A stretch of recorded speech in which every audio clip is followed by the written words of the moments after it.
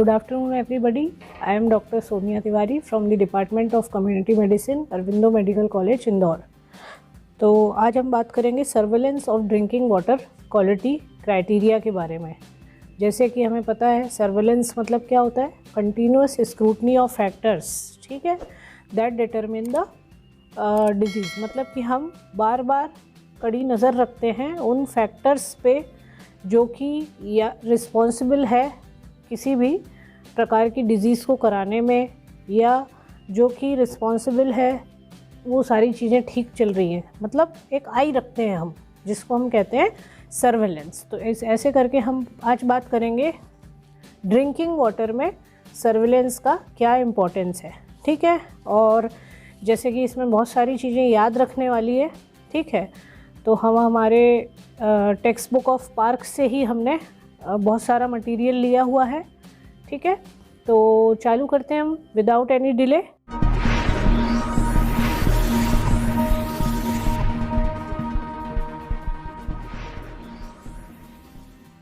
पहले हम यदि एक्टिविटीज़ की बात करेंगे कि सर्वेलेंस में क्या क्या चीज़ों की ज़रूरत पड़ेगी जब हम ड्रिंकिंग वाटर का सर्वेलेंस करने जाएंगे, ठीक है।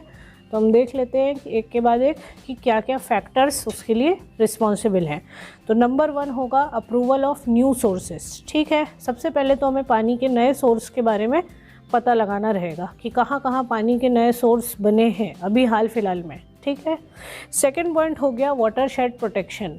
हमें देखना होगा कि वो पानी के जो सोर्सेज बने हैं, ठीक है, क्या वो प्रॉपरली प्रोटेक्टेड हैं, उन पे शेड लगाया गया है या नहीं, या वो खुले सोर्सेज हैं, ठीक है।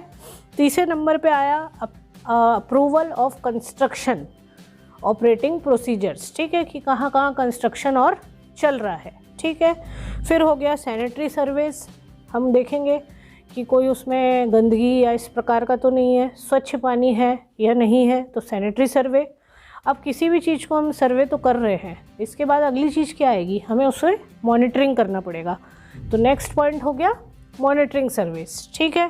फिर हो गया development of codes of practice, ठीक है। हमें अलग अलग जो कोड्स रहते हैं प्रैक्टिस के वो बनाने पड़ेंगे, ठीक है, कि हम कैसे डे टू डे लाइफ में अलग अलग कोड का यूज़ करके हम उसे कर सकते हैं। और लास्ट होगा inspection of quality water control in the bottled water, ठीक है, मैन्युफैक्चरिंग इंडस्ट्री में। तो जैसे कि हम एक बार नट शेल में देख लेते हैं। सबसे पहले हमें पता करना है कि सोर्सेज ऑफ वाटर कहाँ कहाँ हैं, जो न्यू सोर्सेज बने हैं, ठीक है। सेकंड नंबर पे यदि न्यू सोर्स बने हैं तो वाटर शेड प्रोटेक्शन, मतलब कि वो कवर्ड है या नहीं है, ठीक है। तीसरे नंबर पे क्या होगा, वाटर शेड प्रोटेक्शन के बाद में कहाँ कहाँ कंस्ट्रक्शन और चल रहा है, ठीक है। उसके बाद में हम देखेंगे कि पानी साफ़ है या नहीं, तो उसको कहते हैं सैनिटरी सर्वे। किसी भी चीज़ का सर्वे जब पूरा होता है तो हम क्या करते हैं, मॉनिटरिंग करते हैं। तो मॉनिटरिंग, और लास्ट में क्योंकि आजकल वैसे भी कोविड समय चल रहा है, 90% बाहर यदि कभी निकलते भी हैं बाय चांस तो बॉटल वाटर यूज़ करते हैं। तो जो बॉटल वाटर है, ठीक है, उसका क्या क्राइटेरिया है, उसका क्या मतलब वो है प्रावधान है जहाँ पे ये मैन्युफैक्चर होके आ रहा है, ठीक है। तो ये कुछ पॉइंट्स हैं जो हमें याद रखना होगा सबसे पहले surveillance of drinking water criteria में, ठीक है। अब हम आ रहे हैं elements of the surveillance programme पे, ठीक है। तो डिफरेंट टाइप्स ऑफ एलिमेंट्स होंगे जिसकी हमें ज़रूरत पड़ेगी इस सर्वेलेंस प्रोग्राम को आगे चलाने में। जो हमने पहले बात की है ना जिन पॉइंट्स की, वो है एक्टिविटीज़, मतलब हमें क्या क्या करना है, ठीक है। और अब हम बात कर रहे हैं कि यदि हमें वो एक्टिविटीज़ करना है तो उसके लिए हमें क्या क्या चीज़ों का ध्यान रखना है, क्या क्या एलिमेंट्स होंगे, ठीक है। तो सबसे पहला होगा सैनिटरी सर्वे, ठीक है। सैनिटरी सर्वे मतलब कुछ नहीं होता है, ये ऑन दी स्पॉट इंस्पेक्शन होता है, ठीक है। गए हम, जाके हमने ऑन दी स्पॉट सर्वे कर लिया।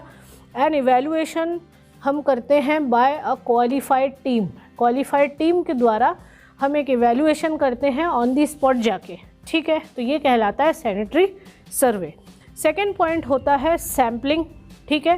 तो सैम्पलिंग मतलब हमने एक सैंपल ले लिया पानी का और उसे हमें प्रॉपरली देखना है कि भैया इसमें क्या है क्या नहीं है। तो इसको एक बार हम देख लेते हैं कि sampling of water it should be done with thoroughness of surgical operation with the observation of similar aseptic precaution upon which the result of analysis will depend। ठीक है, बैक्टीरियोलॉजिकल सर्वेलेंस में हम लोग अलग अलग बैक्टीरिया की बात करेंगे जो कि पानी में यदि पाए जाते हैं तो वो इम्प्योर कहलाता है। ठीक है, तो पहला इसमें होता है प्रिजम्पटिव कॉलीफॉर्म टेस्ट या प्रिजम्पटिव कॉलीफॉर्म काउंट। ठीक है, इसमें हम दो प्रकार के मेथड से इसको डिटेक्ट करते हैं। एक मेथड होती है मल्टीपल टेस्ट ट्यूब मेथड और दूसरा उसके लिए एक होता है मेम्ब्रेन फिल्ट्रेशन टेक्निक। ठीक है, मल्टीपल टेस्ट ट्यूब जो मेथड है, ठीक है, मल्टीपल टेस्ट ट्यूब मेथड जो है it is based on the MPN. MPN मतलब होता है मोस्ट प्रोबेबल नंबर। ठीक है, मोस्ट प्रोबेबल नंबर किसका?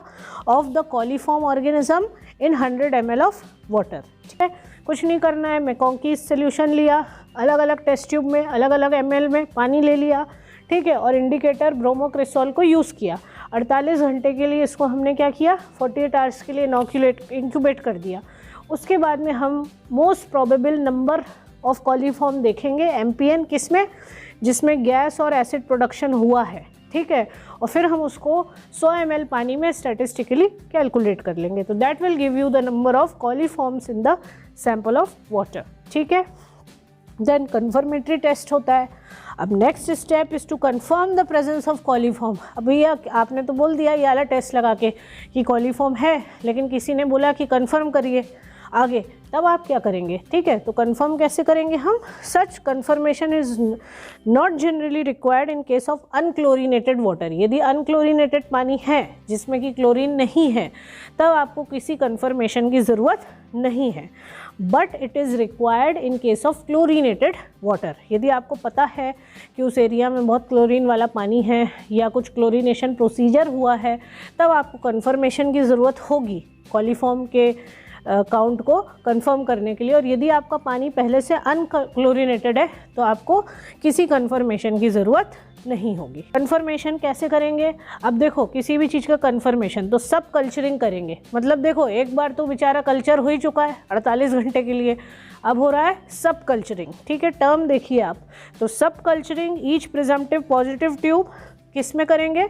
Of brilliant green bile broth, one of which is incubated at 37 degree centigrade for 48 घंटे for confirmation of the presence of coliform organism, and the other incubated at 44 degree centigrade and inspected after 6 and 24 hours to decide whether or not the E. coli is present or not। यहाँ तक clear है?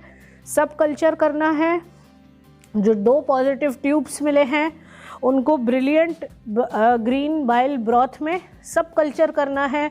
एक को 37 degree centigrade पे, एक को 44 degree centigrade पे, फिर अलग अलग 6 घंटे और 24 घंटे बाद उनको देखना है कि उसमें ई कोलाई का प्रेजेंस या कॉलीफॉर्म का प्रेजेंस मिल रहा है कि नहीं मिल रहा है। एक चीज़ पर बहुत महत्वपूर्ण है यहाँ पे कि कॉलीफॉर्म काउंट का कंफर्मेशन हम सिर्फ क्लोरीनेटेड वाटर में करते हैं। यदि आपका पानी अनक्लोरीनेटेड है तो इसके लिए कोई इसकी आवश्यकता नहीं है। ठीक है, यहाँ तक क्लियर है? Now next is next technique, ठीक है, जो कि हम बैक्टीरियोलॉजिकल सर्वेलेंस में यूज़ करते हैं, वो है मेम्ब्रेन फिल्ट्रेशन टेक्निक। अब नाम में ही छुपा हुआ है मेम्ब्रेन फिल्ट्रेशन टेक्निक। ठीक है, तो अब measured volume of sample it is filtered through a membrane. एक मेम्ब्रेन बनी हुई है, उससे आप पानी को छानते हुए मतलब पास करते हुए लेके चले जाएंगे। ठीक है, all the bacteria which is present in the water are retained on the surface of membrane. ठीक है, बैक्टीरिया सब चिपक गया मेम्ब्रेन पे, and by inoculating the membrane face upwards on the suitable media and appropriate temperature, ठीक है, it is possible to count the colonies of bacteria in 20 hours as compared to 72 to 96 hours required for the usual multiple tube technique। ठीक है, मतलब इसमें कुल मिला के ऐसे मेम्ब्रेन से आपने पास किया, ठीक है, उसमें जितने बैक्टीरिया चिपक के आए उनको इनोक्यूलेट कर दिया और फिर हमने बैक्टीरियोलॉजिकल जो कॉलोनीज़ बनी है उसको काउंट कर लिया। ठीक है, तो इस मेथड का नाम हो गया मेम्ब्रेन फिल्ट्रेशन टेक्निक। तो ये जो दो मेथड हमने बताई है, एक मल्टीपल ट्यूब मेथड और एक मेम्ब्रेन फिल्ट्रेशन, ये किसके लिए है? ये कॉलीफॉर्म काउंट्स करने के लिए है। अब सेकंड हम और कौन से ऑर्गेनिज्म देख सकते हैं, तो हम लोग फीकल स्ट्रेप्टोकोकाई और क्लोस्ट्रीडियम परफिंजेंस, इसको कैसे डिटेक्ट करेंगे अब पानी में, इसका भी बहुत इंपॉर्टेंस है। ठीक है, तो presence of faecal streptococci and clostridium perfringens provides useful confirmatory evidence of the fecal pollution of water in the doubtful areas। ठीक है, कहीं पे भी यदि फीकल कंटेमिनेशन हो गया है पानी का तो वहाँ दो ही बैक्टीरिया मिलेंगे, एक तो होगा फीकल स्ट्रेप्टोकोकाई और दूसरा होगा क्लोस्ट्रीडियम परफिंजेंस। यहाँ तक तो क्लियर है। ये प्री पीजी क्वेश्चन भी है कि फीकल कंटेमिनेशन हुआ तो कौन सा बैक्टीरिया मिलेगा। तीसरे नंबर पे आते हैं कॉलोनी काउंट। कॉलोनी काउंट में कुछ नहीं करते हैं, एक न्यूट्रिएंट अगार मीडियम लेते हैं 37 डिग्री सेंटीग्रेड पे एंड 22 डिग्री सेंटीग्रेड में। They are frequently used in the bacteriological examination of the water. ठीक है, colony count provides an estimate of the general bacterial purity of water. ठीक है, फिर फोर्थ नंबर पे जो आ रहा है वो आ रहा है बायोलॉजिकल एग्जामिनेशन। ठीक है, बायोलॉजिकल एग्जामिनेशन में हम लोग पानी में सारे प्रकार के माइक्रो ऑर्गेनिजम्स देखने वाले हैं, जैसे कि बैक्टीरिया हो गया, फंगस हो गया, प्रोटोजुआ हो गया, वर्म्स हो गए, रोटिफर्स हो गए, एक्सेट्रा। जो जो आपने सेकेंड ईयर में माइक्रोबायोलॉजी में पढ़ा है वही सारा चीज़ें हम पानी में देखने वाले हैं, तो that is known as the biological examination. ठीक है, अब फिफ्थ नंबर पे तो केमिकल सर्वेलेंस में हम लोग पीएच देखेंगे, ओडर देखेंगे, टर्बिडिटी देखेंगे, क्लोराइड्स देखेंगे, अमोनिया देखेंगे, क्लोरीन डिमांड देखेंगे एंड रेसिडुअल क्लोरीन देखेंगे। ठीक है, पानी में। फिर complete chemical analysis will also include the analysis of the toxic metals, the pesticides, then persistent organic chemicals and radio activities. अब जो गाइडलाइंस आई थी WHO की ड्रिंकिंग वाटर की फ्रॉम 1993 एंड 96, इसमें 4 प्रकार के वेरिएबल्स बहुत इंपॉर्टेंट हैं। उसमें हम अंदर भी बात करेंगे, पर पहले हमें 4 वेरिएबल्स पता होना चाहिए। ठीक है, जैसे कि पहला हो गया एक्सेप्टेबिलिटी एस्पेक्ट्स क्या होंगे, माइक्रोबायोलॉजिकल एस्पेक्ट्स क्या होंगे, केमिकल क्या होगा और रेडियोलॉजिकल क्या होगा। ठीक है, एक पहले हम ब्रॉड में बता देते हैं कि एक्सेप्टेबिलिटी में आएगा उसका टेस्ट, उसका कलर, उसका ओडर, उसका पीएच। ठीक है, आप एक्सेप्ट करेंगे कि नहीं उस पानी को।